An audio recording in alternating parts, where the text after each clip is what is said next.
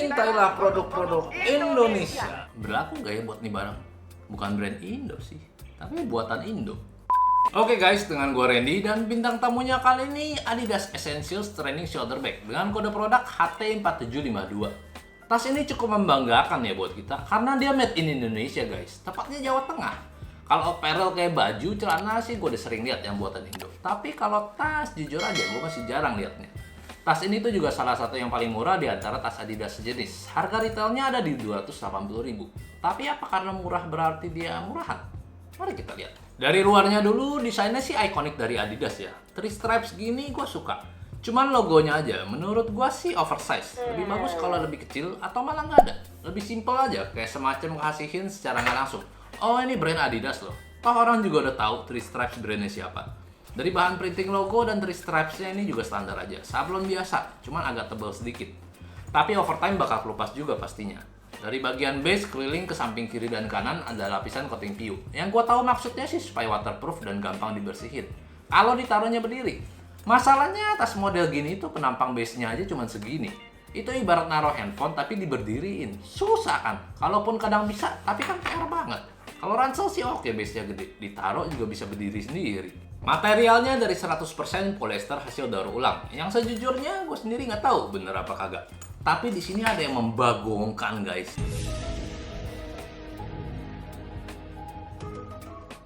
Kalian bisa lihat di label dalamnya ini. Di keterangannya ini ada bahan bantalan. Yang gue udah cari-cari tapi tetap aja nggak nemu di mana bantalannya. Di tasnya nggak ada, di strapnya nggak ada. Bahkan pas gue cek di versi Inggrisnya yang gue pikir siapa tahu lebih bener. Taunya juga sama coy, ada keterangannya padding. Ini entah yang ketik label halu atau typo atau asal copy paste label produk lain. Tapi fatal aja brand sekelas Adidas bikin blunder kayak gini. Terus buat strapnya bahannya standar aja. Minusnya nggak ada loop keepernya di strapnya. Jadi strapnya kadang bercabang-cabang gitu kalau panjangnya nggak dimaksimalin. Dan gampang kekepang juga, jadi ngerasa annoying aja kadang. Adjuster standar, sambungan strapnya juga cuma dijahit aja, jadi nggak bisa dilepas-lepas. Terus untuk zippernya ukurannya sih pas ya, nggak kekecilan. Bentuknya polos, nggak ada logo Adidas, nggak ada keterangan juga di supply siapa. Finish coatingnya gloss, yang mungkin niatnya supaya kelihatan mengkilap-mengkilap fancy gitu. Tebelnya juga standar aja, bahkan bisa dibilang lebih cenderung ke tipis. Tapi yang cukup menarik di tas ini, dia ada hanging loopnya di belakang. Jarang sih tas model gini punya loop buat gantung. Sekarang kita lihat ke interiornya. Kompartemen depan, kok ini gua agak insecure ya. Bukannya di samping gini.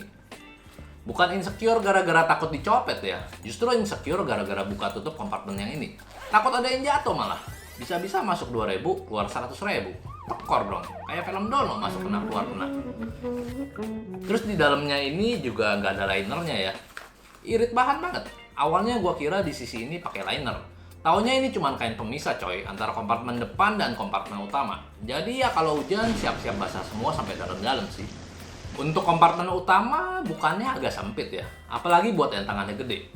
Dia kepentok sama strapnya ini, jadi cuma bisa kebuka segini aja. Terus ini juga sama kayak kompartemen depan, sama-sama nggak ada linernya, alias irit bahan, tapi masih mending lah ada dividernya. Dimensinya lebarnya sekitar 15 cm dengan tinggi 21 cm dan ketebalannya sekitar 5 cm. Jadi cukuplah barang-barang penting macam dompet, handphone, botol minum kecil, ataupun earphone. Nah, kesimpulan dari gua buat tas ini, kualitas sama harganya cukup sebanding.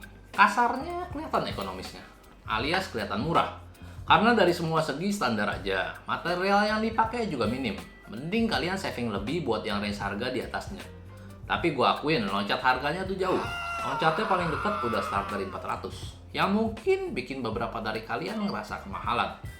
Yap, gua ngerti banget. Entah kenapa 2-3 tahun belakangan harga barang-barang Adidas naiknya jauh. Apalagi tiap ganti season malah berasa dimanfaatin buat naikin harga doang. Beda banget sama kompetitornya si Nike yang malah jarang banget naikin harga, even pas ganti season. Jadi kalau saran dari gua sih pertimbangin dulu deh model-model sejenis dari brand kompetitor. Atau mungkin bisa dicoba juga model-model season sebelumnya yang biasanya dijual di harga lebih murah, itu juga bisa kalian pertimbangin. Menurut gua itu lebih worth it.